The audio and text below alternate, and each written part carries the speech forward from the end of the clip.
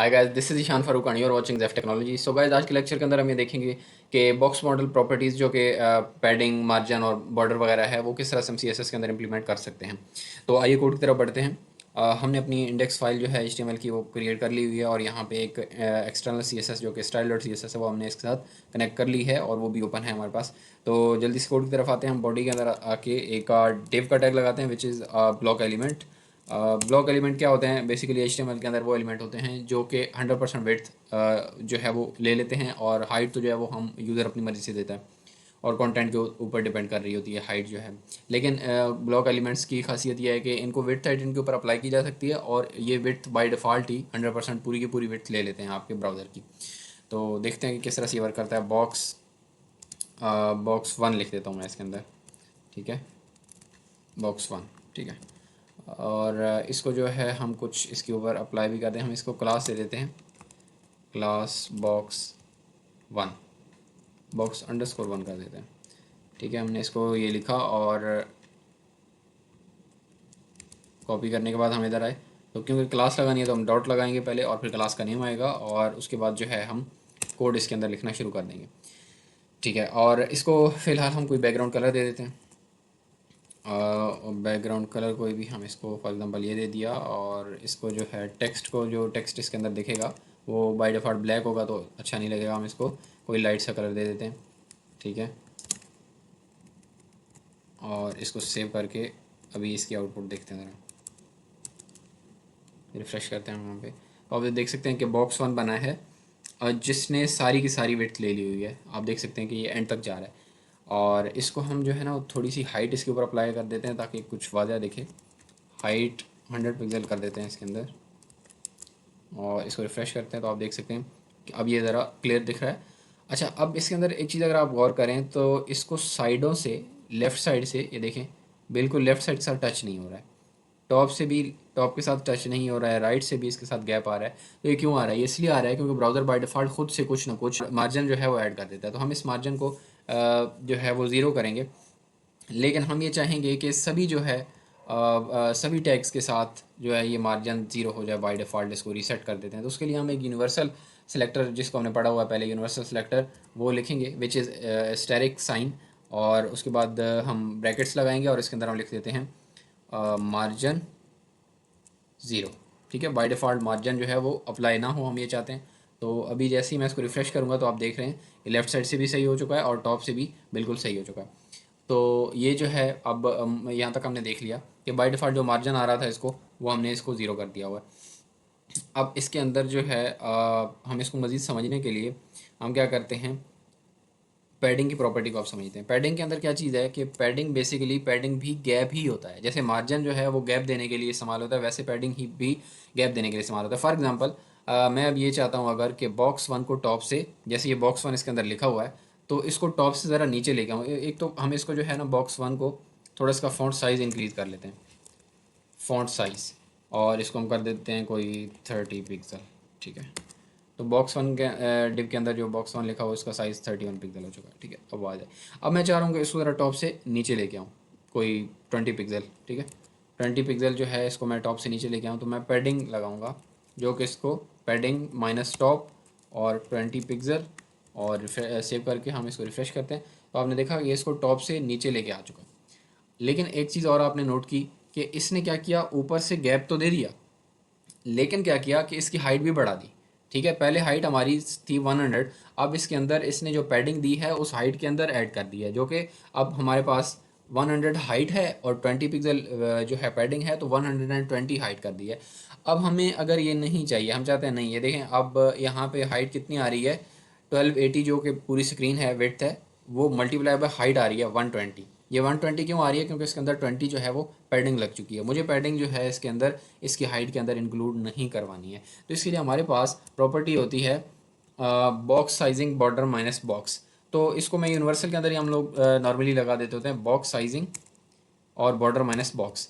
अब ये प्रॉपर्टी क्या करती है, इसको देखिएगा, मैं इसको अभी रिफ़्रेश करूँगा तो इसका साइज़ दोबारा से वापस 100 पिक्सल हो जाएगा।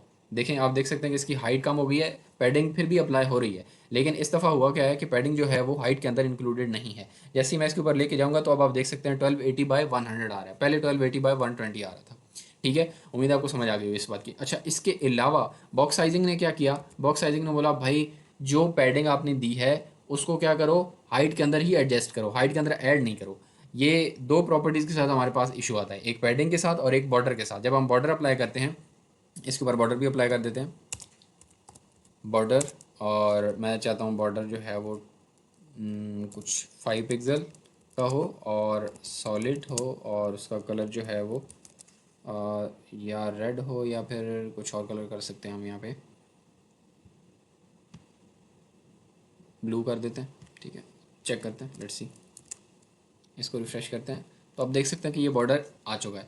ये बॉर्डर अभी इसी की हाइट के अंदर इंक्लूडेड है, ऐसा नहीं है कि इसकी हाइट के अंदर एक्स्ट्रा से ऐड हो रहा है। लेकिन क्यों, अगर हमने ये प्रॉपर्टी ना लगाई हुई होती, ये जैसे मैंने कमेंट कर दी प्रॉपर्टी, अब हम देखेंगे तो इसकी ये विड्थ और हाइट के अंदर बॉर्डर भी ऐड हो जाएगा और पैडिंग भी ऐड हो जाएगी। हम रिफ्रेश करते हैं तो आप देख सकते हैं इसका साइज़ फिर से बढ़ गया, हाइट और विड्थ इसकी बढ़ चुकी है। अब आप देखें अब कितनी हाइट हाइट आ रही है, 1280 बाय 129.33, सही है। यानी 100 इसकी खुद की हाइट है, 20 पिक्सल इसके अंदर ऐड हो गए हमारे पैडिंग के, और 9.33 इसने बॉर्डर के ऐड कर दिए। टॉप से भी बॉर्डर जो लगाया उसके भी ऐड किए, और जो बॉटम से लगाया उसके भी ऐड किए। ठीक है, तो ये 10 पिक्सल बनते थे तो अप्रोक्सीमेटली 9.33 उसने ऐड कर दिए। तो हमें ये नहीं चाहिए होता, हम चाह रहे होते हैं कि जो बॉर्डर हम अप्लाई करें, जो पैडिंग अप्लाई करें, वो उसी हाइट के अंदर एडजस्ट हो, ताकि हमारा जो वेबसाइट का लेआउट है वो ख़राब ना हो। तो इसको हम जो है वो रिफ़्रेश करते हैं, और इस तरह से हमने देख लिया कि किस किस तरीके के से जो है ये पैडिंग अप्लाई होती है। इसके अंदर पैडिंग हमने टॉप से दिया, आप लेफ़्ट से भी दे सकते हैं। जैसे मैं इसको पैडिंग लेफ़्ट कर देता हूँ, पैडिंग हाइफन लेफ़्ट, और 10 पिक्सल में कर देता हूँ इसको, और सेव करते हैं। आगे रिफ्रेश करते हैं तो ये बॉक्स वन को यहाँ से लेफ़्ट से अंदर की तरफ उसने पैडिंग जो है वो अप्लाई कर दिया है। देखिए, पैडिंग भी गैप देने के लिए इस्तेमाल होता है और मार्जिन भी गैप देने के लिए इस्तेमाल होता है, लेकिन दोनों के अंदर फ़र्क क्या है? फ़र्क ये है कि पैडिंग जो है वो बॉक्स या जो भी एलिमेंट होता है वो अपने अंदर के कंटेंट को गैप देता है। ठीक है, जैसे हमने ये बॉक्स लगाया तो जैसे ही हमने टॉप से पैडिंग अप्लाई की 20 पिक्सल, तो वो खुद बॉक्स नहीं 20 पिक्सल नीचे आ गया, बल्कि वो खुद वहीं रहा और उसने अपने अंदर जो कंटेंट था जो कि बॉक्स वन लिखा हुआ है, इसको 20 पिक्सल के लिए तक नीचे धकेल दिया है। ठीक है, इसी तरह जो लेफ्ट साइड से हमने 10 पिक्सल दिया है तो उसने उसी अपने अंदर के कंटेंट को 10 पिक्सल पुश कर दिया लेफ्ट साइड से। ठीक है, पैडिंग ये काम करता है। इसके बरक्स मार्जिन क्या करता है, मार्जिन बॉक्स को बॉक्स के आउटसाइड ऑफ द बॉक्स इस्तेमाल होता है। पैडिंग जो है वो इनसाइड के कंटेंट के लिए इस्तेमाल हो रहा था, लेकिन मार्जिन जो है वो आउटसाइड ऑफ द बॉक्स इस्तेमाल होता है। कैसे, हम इसको देखते हैं अभी।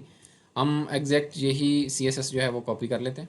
ठीक है, कलर को चेंज कर लेंगे ज़ाहिर है, और इसको कर देते हैं 2, और बॉक्स 2 हो जाएगा हमारा। बैकग्राउंड कलर इसका चेंज कर देते हैं हम, कुछ ये वाला कलर बैकग्राउंड का कर देते हैं, और बॉर्डर का कलर भी जो है वो कुछ डिफरेंट कर देते हैं। सही, इसको सेव करते हैं, बॉक्स 2, इसको कॉपी कर लेते हैं, सेव किया, और हम यहाँ पे आके एक और डिप लगा लेते हैं। और इस डिप को जैसे हम लगाएंगे यहाँ पे, तो यहाँ पे बॉक्स 2 जो है लिख देते हैं, और बॉक्स 2 की क्लास को हमने लगा दिया गाइस। और अब हम जाके इसको आउटपुट इसकी देखते हैं तो हमारे पास ये देखें नीचे बॉक्स 2 भी आ चुका है। अब अगर हम चाहते हैं कि बॉक्स 1 और बॉक्स 2 के बीच में गैप आ जाए, कितना गैप आ जाए, 20 पिक्सल का सपोज गैप आ जाए, तो क्या ये पैडिंग के ज़रिए से पॉसिबल है? Let's try. ट्राई क्या करना है, इसको राइट क्लिक करके इंस्पेक्ट एलिमेंट करते हैं, और यहाँ पे स्टाइल के अंदर मैं आपको दिखा देता हूँ कि बॉक्स 2 के अंदर पैडिंग माइनस टॉप हमने पहले ही लगा रखा है। उसने क्या किया था कि बॉक्स 2 को, ये जो बॉक्स 2 है इसको 20 पिक्सल नीचे कर दिया। मैं इसको बढ़ाता हूँ तो आप देखेंगे कि ये और ज़्यादा नीचे चला जाएगा, ये देखें। ठीक है, ये जैसे हम पैडिंग माइनस टॉप इंक्रीज़ कर रहे हैं वो और ज़्यादा नीचे की तरफ उसको पुश कर रहा है। ठीक है, और बॉक्स के ऊपर कोई इफेक्ट नहीं पड़ रहा। तो हम क्या करेंगे, मार्जिन लगाते हैं इस पर्पज़ के लिए, जब हम चाह रहे हों कि किसी बॉक्स को एंटायरली मूव करें। ठीक है, अपनी प्लेस से किसी, मतलब उसकी प्लेस चेंज करें, रीलोकेट करें उसको, टॉप से, लेफ़्ट से, राइट से या बॉटम से, तो उसके लिए हम मार्जिन की प्रॉपर्टी लगाते हैं। तो आइए हम बॉक्स 2 के ऊपर अप्लाई करते हैं। हम चाह रहे थे कि 20 पिक्सल बॉक्स 1 से ये नीचे आ जाए, तो हम क्या करते हैं, मार्जिन माइनस टॉप क्या कर दो, इसको 20 पिक्सल लगा दो। अब ये क्या करेगा, बॉक्स 2 को 20 पिक्सल नीचे जो है वो गैप दे देगा। ठीक है, तो इस पर्पज़ के लिए मार्जिन होता है। मार्जिन भी हम इसको लेफ़्ट से भी दे सकते हैं, राइट से भी दे सकते हैं, हर कहीं से दे सकते हैं। अब हम क्या करते हैं कि एक और प्रॉपर्टी भी देख लेते हैं, जो कि है बॉर्डर माइनस रेडियस की। बॉर्डर माइनस रेडियस क्या करता है, बॉर्डर को कॉर्नर शेप देने के लिए इस्तेमाल होता है। बॉर्डर माइनस रेडियस, तो मैं इसके ऊपर 10 पिक्सल अप्लाई कर रहा हूँ बॉर्डर बॉक्स 2 के ऊपर। तो आप देख सकते हैं कि साइडें इसकी कॉर्नर शेप हो चुकी हैं 10 पिक्सल। जितना आप इसको इंक्रीज़ करेंगे उतना ज़्यादा इंक्रीज। अगर हम चाहें कि इसको बिल्कुल सर्कल के अंदर कन्वर्ट करें, तो बिल्कुल सर्कल के अंदर कन्वर्ट करने के लिए गाइस ज़रूरी है कि हमारे पास विड्थ और हाइट उस बॉक्स की सेम होनी चाहिए। तो हम सेम विड्थ और हाइट दे लेते हैं इसको। हम इसको कह देते हैं कि इसकी हाइट भी कुछ इंक्रीज़ कर दो, 200 पिक्सल कर दो, और इसको विड्थ भी हम क्या कर देते हैं 200 पिक्सल दे देते हैं। यहाँ पे हाइट तो हमने पहले ही अप्लाई कर दी, अब हमने विड्थ कर दी अप्लाई, और इसको वो कर देते हैं सेव करके, इसको रिफ़्रेश कर देते हैं। तो ये बॉक्स बन चुका है। अब हम इसको सर्कल में कन्वर्ट करने के लिए बॉर्डर माइनस रेडियस जो है वो 50% करेंगे। ठीक है, जैसे ही हम इसको 50% करेंगे और सेव करके रिफ़्रेश करके आके देखेंगे तो ये सर्कल के अंदर कन्वर्ट हो चुका है। ठीक है, अब इसके अंदर की कंटेंट की रहेगी बात। तो इसके अंदर के कंटेंट को हम पहले ही पढ़ चुके हैं कि टेक्स्ट अलाइन की प्रॉपर्टी लगाएंगे बॉक्स 2 के अंदर। टेक्स्ट अलाइन सेंटर कर देंगे। ठीक है, इससे वो सेंटर के अंदर चला जाएगा। ठीक है, अब अगर इसको जो है टॉप से नीचे लेके आना है, तो पहले भी ये 20 पिक्सल नीचे आ चुका है, हम और ज़्यादा नीचे लेके आ सकते हैं पैडिंग की मदद से। ठीक है, तो इसको थोड़ा हम नीचे कर लेते हैं और पैडिंग को यहाँ पे बढ़ा के देख लेते हैं कि कहाँ तक इसको लेके आने से ये सेंटर में आ जाता है। ठीक है, यहाँ पे तकरीबन 73 पिक्सल के ऊपर। ठीक है, तो अब ये अप्लाई तो नहीं हुआ ज़ाहिर है, ये रिफ़्रेश करेंगे तो फिर वापस चला जाएगा। तो हम यहाँ पे आके इसको 20 पिक्सल के बजाय क्या कर देते हैं 73 पिक्सल कर देते हैं। ठीक है, 73 पिक्सल किया और इधर आके हम इसको रिफ़्रेश करते हैं तो ये सेंटर के अंदर आ चुका है। तो ये था आज का लेक्चर, उम्मीद है आपको समझ आई होगी। That's it for now. If you like the video, please hit the like button and subscribe the channel. Let's move to the next video.